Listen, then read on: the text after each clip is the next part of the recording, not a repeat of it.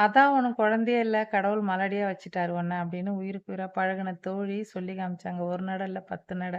காரணம் அவங்களுக்கு எனக்கு சின்ன மன வருத்தம். என்னன்னா அவங்க ஓயாத ஃபோன் பண்ணி மணிக்கணக்கா பேசுவாங்க. அவங்க 3 வேளையும் சமைக்க மாட்டாங்க. ஹோட்டல்ல தான். அதனால அவங்க இஷ்டத்துக்கு தூங்கி எந்திரிச்சு மதியானம் 12, 11 மணிக்கு கூப்பிட்டு 3 மணி நேரம் பேசுவாங்க. அப்போ வந்து நான் ஜாயிண்ட் ஃபேமிலியா இருந்தேன். ஒருத்தவங்க உயிருக்கு உயிரா பழகிட்டு இவ்ளோ கேவலமா இந்த மாரி விஷயத்தெல்லாம் கூட சொல்லி காட்ட முடியுமா? ஒரு பொண்ண சாதாரணமா அடிச்சிட முடியாதுங்க. ஆனா அவங்க வீக்னஸ்ல கை வச்சா யாரா இருந்தாலும் சாஞ்சுருவாங்க. அதே மாரி எல்லாருக்கும் ஒரு வீக்னஸ் இருக்குங்கிறத மறந்துடுறாங்க. அவங்களுக்கும் ஒரு வீக்னஸ் இருந்தது. அந்த மாரி ஒரு சூழல்ல வாழ்க்கைய நடத்திக்கிட்டு இருந்தாங்க. அவங்க ஃபோன் பண்ணும்போதெல்லாம் நான் எடுத்து பேசினேன். நான் ஜாயிண்ட் ஃபேமிலில இருக்கேன். சமைக்க வேண்டாமா? சேனல ரன் பண்ண வேண்டாமா?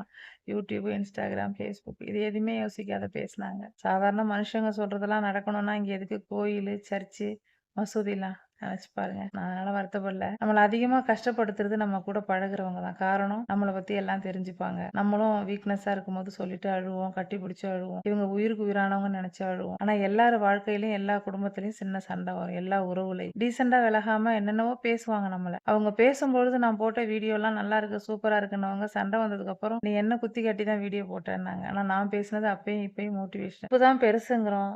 இதே ரத்த உறவுன்னா அடிச்சாலும் புடிச்சாலும் சேர்ந்துப்பாங்க. ரத்த சொந்தம். புருஷனா இருக்கட்டும், பிள்ளையா இருக்கட்டும், சொந்த பந்தமா இருக்கட்டும். எந்த நல்லது கெட்டதுனாலும் 4 வருஷம் பேசாம இருந்தாலும் போய் கூப்பிடுவாங்க. கூப்பிட்டு தான் ஆவணும். அது நம்ம சொந்தம் ஒதுக்கக்கூடாதுன்னு. ஆனா அதே நட்பு சின்ன சண்டை வந்தா அதுக்கப்புறம் பேசுறதுக்கு யோசிப்பாங்க 2 பேருமே. ஒரு ஃபங்ஷன் நல்லது கெட்டதுக்கு கூப்பிடுறது யோசிப்பாங்க. அப்படியே கூப்பிட்டாலும் எவ்வளோ பாசம் வச்சிருந்தா சண்டை வந்தாலும் நம்மள வந்து கூப்பிட்டாங்களேன்னு நெனைக்க மாட்டாங்க. நம்ம கால்ல வந்து விழுந்தாங்க. நம்ம தான் ஜெயிச்சோம் அப்படின்னு நெனைப்பாங்க. அப்படியும் பார்க்க வேண்டியா இருக்கு, இப்படியும் பார்க்க வேண்டியா இருக்கு. அவங்க என்ன அவ்வளோ கேவலமா பேசியும் அவங்க குடுத்த மோதிரத்த நான் இன்னும் போட்டிருக்கேன். போன வருஷம் பர்த்டேக்கு எனக்கு சாரி குடுத்துருந்தாங்க பிளாக் கலர். அத நான் வச்சிருக்கேன் அப்படியே. அவங்க ஞாபகார்த்தமா.